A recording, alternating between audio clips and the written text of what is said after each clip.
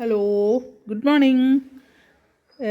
പത്രമാറ്റ് ഇന്നത്തെ കഥ എന്താണെന്ന് വെച്ച് കഴിഞ്ഞാൽ, നമ്മുടെ ദേവയാനീനെ ഡിസ്ചാർജ് ആക്കി കൊണ്ടുവരികയാണ് ഹോസ്പിറ്റലിൽ നിന്ന്. അപ്പോൾ പോകുമ്പോൾ ഡോക്ടർ ഇങ്ങനെ റിസപ്ഷനിൽ നിൽക്കണം. അപ്പോൾ ഡോക്ടർ പറയും, അപ്പോൾ ഇനി ഓക്കെ എന്നാലും അധികം ഓടിച്ചാടി നടക്കൊന്നും ചെയ്യരുത് കേട്ടോ, പതുക്കെ നടക്കണം, റെസ്റ്റ് എടുക്കണം, പിന്നെ വേണ്ടാത്ത ചിന്തകളൊന്നും കൊണ്ടുവരരുത് മനസ്സിൽ എന്നൊക്കെ പറഞ്ഞ് ഇങ്ങനെ ഇതാക്കുകയാണ് കേട്ടോ. അപ്പോൾ എന്തായാലും ഇത്ര പെട്ടെന്ന് പോകാൻ പറ്റുമെന്ന് വിചാരിച്ചില്ല എന്ന് പറയുകയാണ് ജയൻ. അപ്പോൾ പെട്ടെന്നൊന്നുമില്ല, സമയത്ത് തന്നെയാണ് ഡിസ്ചാർജ് ആക്കിയത് പറയും. അങ്ങനെ ഡോക്ടർ ഞങ്ങൾക്ക് അതിൻ്റെ സന്തോഷമാണ് എന്ന് പറഞ്ഞിട്ട് ലഡു എല്ലാവർക്കും കൊടുക്കുകയാണ്. അങ്ങനെ ദേവയാനീനെ അങ്ങനെ വീട്ടിലേക്ക് കൊണ്ടുപോവുകയാണേ. വീട്ടിൽ കൊണ്ടുപോകുമ്പോൾ നമ്മുടെ ജലജയും ജാനകിയും കൂടി ഇരുന്നിട്ട് പറയണം, ഒരുത്തി പോയിട്ട് വളരെ സന്തോഷമായിട്ടാണ് അവൾ പോയത്, അവൾക്ക് ഇനിയിപ്പോൾ ഇങ്ങോട്ട് വരണ്ടല്ലോ, ഇപ്പോൾ ഇങ്ങോട്ട് അതുകൊണ്ട് ഇപ്പോൾ അവിടെ അവൾ ആഘോഷിക്കുകയാണ്, അങ്ങനെയാണ് ഇങ്ങനെയാണെന്നൊക്കെ ഇങ്ങനെ പറഞ്ഞുകൊണ്ടിരിക്കുമ്പോഴാണ് മുത്തശ്ശിയും കൂടി അങ്ങോട്ട് വരും. അപ്പോൾ മുത്തശ്ശൻ പറയും, ആരുടെ കുറ്റാ പറഞ്ഞുകൊണ്ടിരിക്കുക, അതിൽ പറയും. അപ്പോൾ പറയും, അല്ല അച്ഛാ കുറ്റം പറയല്ല, ഞങ്ങൾ നയനയുടെ കാര്യം പറയായിരുന്നു.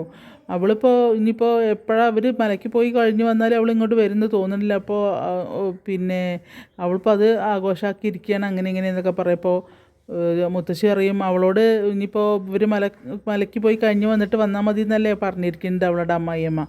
അപ്പോൾ അതുവരെ അവളവിടെ നിൽക്കട്ടെ എന്നറിയാം. അതുതന്നെയാണ് അപ്പടിയാണ് എന്നൊക്കെ ഇങ്ങനെ അടിച്ചു വിടുകയാണ്. അപ്പോഴേക്കും ആംബുലൻസ് വരും. ആംബുലൻസ് വന്നു കഴിഞ്ഞിട്ട് ദേവയാനീനെ ഇറക്കുകയാണ്. ദേവയാനീനെ ഇറക്കുമ്പോഴേക്കും എല്ലാവരും അങ്ങോട്ട് വരും. അപ്പോഴേക്കും അനാമിക വന്നു, ഇനി ഒന്ന് അഭിനയിക്കട്ടെ എന്ന് പറഞ്ഞിട്ട് അങ്ങനെ അഭിനയിക്കുകയാണ് അനാമിക. അപ്പോൾ വല്യമ്മേന്നൊക്കെ പറഞ്ഞിട്ട് ഓടിച്ചെന്ന് ഇതൊക്കെ സ്ട്രെച്ചറൊക്കെ പിടിക്കുക. അപ്പോൾ അച്ഛാ, അപ്പോൾ അങ്ങനെ അവർ മുത്തശ്ശീനെ വളരെ വിഷമത്തോടു കൂടി ഇങ്ങനെ നോക്കും. അപ്പോൾ പറയും, ആയുസ്സുള്ളത് കൊണ്ട് തിരിച്ചു വന്നു അമ്മയെന്ന് പറയുമ്പോൾ അവരിങ്ങനെ ദയനീയമായിട്ട് നോക്കും. അങ്ങനെ അവളെ അങ്ങോട്ട് കൊണ്ടുപോവുകയാണേ, ദേവയാനീനെ അകത്തേക്ക് കൊണ്ടുപോകും. അപ്പോൾ ജാനകി അപ്പോൾ പറയാം, എൻ്റെ മോൾക്ക് ഭയങ്കര ഇഷ്ടമാണ് വല്യമ്മേനെ, എന്തൊരു ഇഷ്ടമാണ് എന്ന് പറയുമ്പോൾ ജയടുത്തൊഴിക്കുക, അതെ എല്ലാവർക്കും അറിയാം ആ ഇഷ്ടം എന്നിങ്ങനെ പറയുകയാണ്. അതെന്താ ഏട്ടൻ അങ്ങനെ പറഞ്ഞത് എന്ന് ചോദിക്കും. അല്ല, അത് മനസ്സിലായി ആർക്കാണ് ഇഷ്ടം. എവിടെ മരുമകൾ കരളും രക്തവും കൊടുക്കാണ്ട് അവിടെ പോയി, ചോരയും കൊടുക്കാണ്ട് അവിടെ പോയി ഇരിക്കുകയല്ലേ, അങ്ങനെയാണ് ഇങ്ങനെയാണ് എന്നൊക്കെ പറയണം കേട്ടോ. അപ്പോൾ മുത്തശ്ശന് ശരിക്കും ദേഷ്യം വരുന്നുണ്ട്. അപ്പോൾ മുത്തശ്ശന് അതിന് നല്ല മറുപടിയും കൊടുക്കുന്നുണ്ട് കേട്ടോ. അപ്പോൾ അതുപോലെ ജയനും അത് നല്ല മറുപടി കൊടുക്കുന്നുണ്ട് എന്താ പറയുക, ജാനകിയോട്. അങ്ങനെ അവിടുന്ന് അങ്ങനെ വർത്തമാനമൊക്കെ പറഞ്ഞു കഴിഞ്ഞ് തുടങ്ങി. ആശുപത്രിയിൽ പോകണ്ടല്ലോ, കുശുമ്പ് പറഞ്ഞു കൊടുക്കാൻ ഇവിടെ തന്നെ ഉണ്ടല്ലോ. അപ്പോൾ ആദർശും ജലജിയും അതേപോലെ അനാമികയും കൂടിയിട്ട് പറഞ്ഞുകൊണ്ടിരിക്കുകയാണ്. അപ്പോൾ എന്താ അവൾക്കിപ്പോൾ അത് സൗകര്യമായി നടത്തി, അവളോട് ഇങ്ങോട്ട് വരണ്ടെന്ന് പറഞ്ഞുകൊണ്ട് അവളുടെ വീട്ടിലിരുന്ന് ആഘോഷിക്കുകയാണ്. അവൾക്ക് സൗകര്യമായി. അപ്പോൾ ദേവയാനി അറിയാം, അത് അവിടെ നിന്നോട്ടെ, അതിന് കുഴപ്പമൊന്നുമില്ല, അത്രയും സൗകര്യമാണല്ലോ, അവളുടെ മുഖം കാണണ്ടല്ലോ, അവളിവിടെ വന്നിട്ട് എന്ത് ചെയ്യാനാണ് എന്നൊക്കെ പറയണേ. അപ്പോൾ അനാമികയും പറയും, എന്തോ ആയിക്കോട്ടെ, അപ്പോൾ വീട് വാങ്ങിക്കൊടുത്തു, വീട് വാടകയ്ക്ക് എടുത്തു കൊടുത്തു എന്ന് പറയുന്നത്. പക്ഷേ എനിക്ക് തോന്നുന്നല്ല, വീട് വാങ്ങിക്കൊടുത്താൽ തോന്നുന്നു. മുത്തശ്ശിയും ഇവിടുന്ന് പോയി കുറേ സ്വർണം കൊടുത്തു, അങ്ങനെ അറിയാം. അപ്പോൾ എന്തിനാ മോനെ നീ അതൊക്കെ ചെയ്യുന്നത് അറിയാം. അപ്പോൾ അങ്ങനെ ഈ നയനയുടെ വീട്ടുകാരെയും കൂടി ഇങ്ങനെ പറഞ്ഞുകൊണ്ടിരിക്കുകയാണ്. അപ്പോൾ അവസാനം ആദർശ് പറയും, ഞാൻ ഇപ്പോൾ ഇവിടെ നിന്നാൽ ശരിയാവില്ല, ഞാൻ പോവുകയാണ് എന്ന് പറഞ്ഞിട്ട് നിങ്ങൾ എന്താ ചായ്ക്കോ എന്നിട്ട് അവൻ അവിടുന്ന് അങ്ങനെ പോയി. അപ്പോൾ അനാമികയും ജലജിയല്ലേ പിന്നുള്ളത്. അപ്പോൾ അനാമിക പറയുന്നുണ്ട്, എൻ്റെ അച്ഛൻ മല മറിക്കും, തേങ്ങ കൊല, ആന ചേന എന്നൊക്കെ പറഞ്ഞിട്ട്.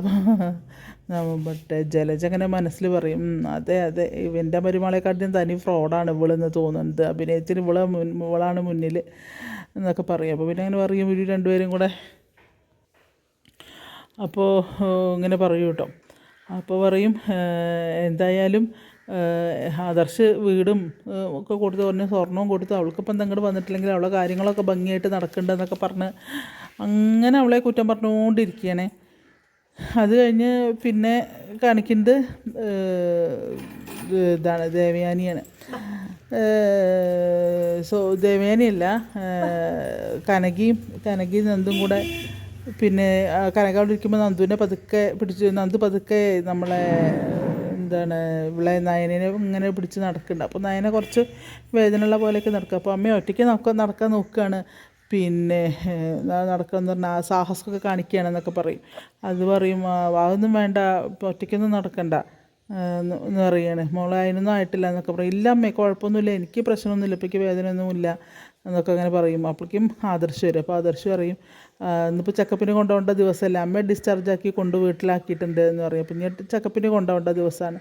അപ്പോൾ അതിനിങ്ങനെ പറയും അമ്മയ്ക്ക് കുഴപ്പമൊന്നുമില്ലല്ലോ പിന്നെന്താ എന്നൊക്കെ പറയും. അപ്പോൾ അങ്ങനെ അവരുടെ സംഭാഷണം, അവരുടെ സംഭാഷണങ്ങളൊക്കെ എല്ലാവരും കൂടി ഇരുന്ന് ഇങ്ങനെ സംസാരിക്കുന്നതാണ് കേട്ടോ. അപ്പോൾ എന്തായാലും അമ്മ വീട്ടിലെത്തി തന്നെ അവന് പകുതി ആശ്വാസമായിട്ടുണ്ട് കേട്ടോ. അത് കഴിഞ്ഞ് പിന്നെ കാണിക്കുന്നത് അനി വല്യമ്മയുടെ അടുത്ത്. അപ്പോൾ വല്യമ്മ പറഞ്ഞു വേഗം വന്ന് കൈ പിടിക്കുക. അപ്പോൾ മോനെ എന്തൊക്കെയുണ്ട് വർത്താനം. അപ്പം വല്യമ്മയ്ക്ക് എങ്ങനെ ഉണ്ട് എന്ന് പറയുമ്പോൾ കുഴപ്പമൊന്നുമില്ല, സുഖമാണ് വല്യമ്മ, പിന്നെ സുഖമാണെന്ന് പറയും. അപ്പോൾ ദേവയാനി അപ്പോൾ അങ്ങനെ വർത്തമാനം പറയുമ്പോൾ ഞാൻ പറയുന്നത് നീ അനുസരിക്കുന്നത്, നീ എന്തിനാ അനാമിക മോളെ വെറുതെ വിഷമിപ്പിക്കുന്നത് എന്ന് അവൾക്ക് വലിയ സങ്കടമായി. ഞാൻ പറഞ്ഞിട്ടൊന്നും നീ ഇപ്പം അനുസരിക്കുന്നില്ലല്ലോ അറിയാം. അപ്പോൾ അറിയാം അതെന്താ അങ്ങനെ പറയുന്നത്, വല്യമ്മ പറഞ്ഞിട്ടല്ലേ ഞാൻ അവളെ ഇങ്ങോട്ട് കൊണ്ടുവന്നത്, വല്യമ്മ പറഞ്ഞൊക്കെ ഞാൻ അനുസരിക്കുന്നുണ്ടല്ലോ, പിന്നെ നീ എന്തിനാ അവളെ വിഷമിപ്പിക്കുന്നത്, അവൾക്കൊരു സന്തോഷമില്ല അങ്ങനെ അവളങ്ങനെയൊക്കെ പറയും, അവൾക്ക് ഒരു ഇതുമില്ല അറിയാം. അപ്പോൾ പറയും അവൾ വെറുതെ എന്നെ നന്ദുവിനെയും കൂട്ടി ഓരോന്ന് പറയുന്നതാണ് എന്നൊക്കെ പറയും. നീ എന്തിനാ അങ്ങോട്ട് പോണത് എന്നറിയും. ഞാൻ അങ്ങോട്ട് പോകുന്നത് എൻ്റെ എഴുത്തിനെ കാണാൻ വേണ്ടിയിട്ട്. അതെന്താ നിൻ്റെ എഴുത്തിക്ക് എന്താ കുഴപ്പം എന്നൊക്കെ ചോദിക്കും.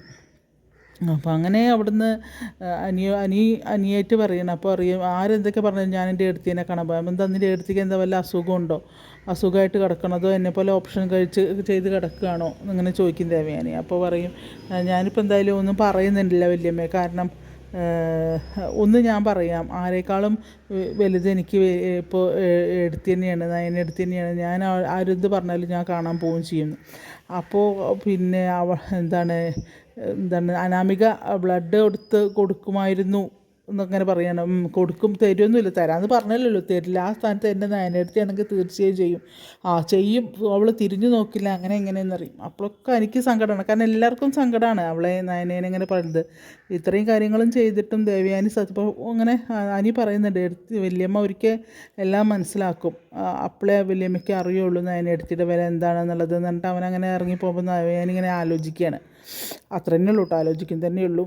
അത് കഴിഞ്ഞിട്ട് പിന്നെ കാണുന്നത് നന്ദു ഇങ്ങനെ പറയുക എനിക്കും കൂടെ പോവായിരുന്നു, പിന്നെ നയന ചേച്ചീൻ്റെ കൂടെ ഹോസ്പിറ്റലിൽ ചെക്കപ്പിന് കൊണ്ടുപോകല്ലേ, അപ്പം എനിക്കും കൂടെ പോകുമായിരുന്നു പറയുമ്പോൾ അതെന്താ അവളുടെ ഭർത്താവല്ലേ കൊണ്ടുപോകുന്നത്, അപ്പോൾ അവൻ കൊണ്ടുപോയിക്കോളും എന്ന് പറയും. അപ്പോഴേക്കും നയന ഡ്രസ്സൊക്കെ മാറിയിട്ട് ആദർശപതൊക്കെ പിടിച്ചും കൊണ്ട് വരും. അമ്മ എനിക്ക് കുഴപ്പമൊന്നുമില്ല, പിടിക്കേണ്ട ആവശ്യമൊന്നുമില്ല, ഈ ആദർശേട്ടൻ എന്നെ ഇങ്ങനെ വെറുതെ ഇതാക്കുകയാണെന്നൊക്കെ പറയും. അത് സാരമില്ല, പിന്നെ പിടിച്ചിട്ടില്ലെങ്കിൽ എങ്ങനെ ശരിയാവുക, അങ്ങനെ അതൊന്നും കുഴപ്പമില്ല, നീ ഇപ്പം നമുക്ക് നടക്കണമെങ്കിൽ കുറച്ചങ്ങോട്ട് നടന്നോ, പിന്നെ ഇനിയിപ്പോൾ അത് പുറത്ത് വേണമെങ്കിൽ എന്നെ വിളിച്ചത് ഞാൻ കൊണ്ടുപോയിക്കോളാം പുറത്തേക്കൊക്കെ, അങ്ങനെ ഒറ്റയ്ക്കൊന്നും നീ ഇപ്പോൾ പോകാറായിട്ടില്ല.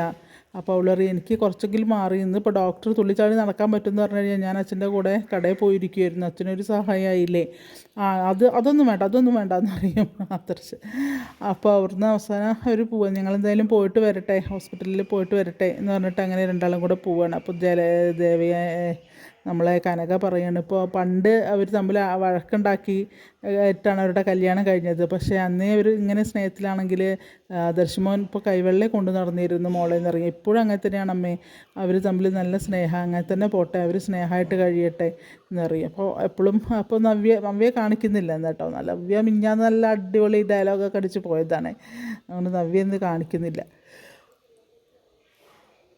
അങ്ങനെ അവിടുന്ന് പിന്നെ ആദർശ് ഇവളെയും കൊണ്ട് ഡോക്ടറെ അടുത്ത് പോകുന്നുണ്ട്. അങ്ങനെ അങ്ങനെ ഹോസ്പിറ്റലിൽ എത്തുകയാണ്. ഗവൺമെൻറ് ഹോസ്പിറ്റലിൽ എത്തുകയാണ്. ഹോസ്പിറ്റലിൽ എത്തിയിട്ട് പറയും പിന്നെ എനിക്ക് കുഴപ്പമൊന്നുമില്ല ആദർശേട്ടാ എന്ന് പറയും. ചോര കണ്ട തല കറങ്ങുന്ന ആളാണ് എന്നൊക്കെ അങ്ങനെ ആദർശ് അവളെ കളിയാക്കി പറയുന്നതാണ്. പിന്നെ അങ്ങനെയൊന്നുമില്ല എന്നൊക്കെ പറഞ്ഞിട്ട് അവർ രണ്ടാളും കൂടെ ഇങ്ങനെ നടക്കുകയാണ് കേട്ടോ. അപ്പോൾ അതിൻ്റെ ഇടയ്ക്ക് എന്തോ ആദർശ് പറയുന്നുണ്ട്, അപ്പോൾ അതിലവളങ്ങനെ ആകെ ഇതായി നിൽക്കുകയാണ്. എന്തായാലും ഇന്നത്തെ ഇതും തിരക്കിടുന്നില്ല. എന്തായാലും ദേവയാനീനെ വീട്ടിലേക്ക് കൊണ്ടുവന്നതോട് കൂടിയിട്ട് കുശുമ്പ് മൂത്ത ആൾക്കാർക്ക് കുശുമ്പ് പറയാൻ ഒരുപാട് കാര്യങ്ങൾ. അപ്പോൾ ആദർശ് പറയുന്നുണ്ട് സാധാരണ ഒരു ജാനകീനെ സാധാരണ ഒരു കുടുംബത്തിൽ നിന്നാണ് കൊടുന്നത്. കാരണം എൻ്റെ അമ്മ പറഞ്ഞ ഭയങ്കര കാശായിരുന്നു. പിന്നെ മുത്തശ്ശനെ അങ്ങനെ പറഞ്ഞു അത്രയും കാശുള്ളിടത്തുനിന്ന് കുഞ്ഞ് പെണ്ണെടുക്കണമെന്ന് പറഞ്ഞിട്ട് സാധാരണ ഒരു കുടുംബത്തിൽ നിന്നാണ് ഇളമേനെ കൊണ്ടുവന്നത്. പക്ഷേ അതൊക്കെ അവർ മറന്നുപോയി എന്നൊക്കെ പറയുകയാണ്. അപ്പോൾ അങ്ങനെയൊക്കെയാണ് ഇന്നത്തെ സംഭാഷണം കാര്യങ്ങളൊക്കെ പോകുന്നത്. കുറേ ഉണ്ട്, ഞാൻ കുറേ വിട്ടുപോയി കേട്ടോ. ഞാൻ ഫുള്ളായിട്ട് പറയുന്നില്ല, അവിടെ ഇവിടെ ഇങ്ങനെ തട്ടിക്കൂട്ടിയിട്ടാണ് പറയുന്നത്. എല്ലാവരും എന്തായാലും മിസ്സാക്കാണ്ട് കാണണം. പത്രമായിട്ട് നല്ല രസമുണ്ട്, നല്ല കഥകളാണ്. ഇനിയിപ്പോൾ നമ്മൾ കാത്തിരിക്കേണ്ടത് ആ കഥകൾ പൊളിയുന്നതാണ് ഇനി. അപ്പോൾ ഇനി അതായത് അങ്ങനെ ആരാണ് പാലിൽ വിഷം കൊടുത്തെന്നുള്ള കാര്യങ്ങളൊക്കെയാണ് ഇനി അടുത്ത സംസാരങ്ങളൊക്കെ അങ്ങനെയാവും വന്നുകൊണ്ടിരിക്കുന്നത്. അതുകൊണ്ട് എല്ലാവരും സ്കിപ്പ് ചെയ്യാതെ നമ്മളുടെ പത്രമാറ്റ് സീരിയൽ കാണുക. അതുപോലെ എൻ്റെ രാധാസ്വാമിലി കിച്ചണിൽ കയറിയ നിങ്ങൾ പുതിയ പുതിയ വീഡിയോസൊക്കെ ഒരുപാട് ഞാൻ ഇടുന്നുണ്ട്. നിങ്ങളൊന്ന് കണ്ട് കാണാത്തവരാണെങ്കിൽ സബ്സ്ക്രൈബ് ചെയ്യാത്തവരാണെങ്കിലൊക്കെ ഒന്ന് സബ്സ്ക്രൈബ് ചെയ്യണേ. അതുപോലെ ബെല്ലൈക്കൺ ഒന്ന് അമർത്തണേ. ഓക്കെ, ശരി, താങ്ക് യു. പിന്നെ ഇന്നൊരു വീഡിയോ ഞാൻ ഇടുന്നുണ്ട് കേട്ടോ. ഉച്ച കഴിഞ്ഞിട്ട് തിരക്കേടില്ലാത്ത നല്ലൊരു വീഡിയോ ആണ്. നിങ്ങളെല്ലാവരും കാണുമെന്ന് പ്രതീക്ഷിക്കുന്നു. Thank you.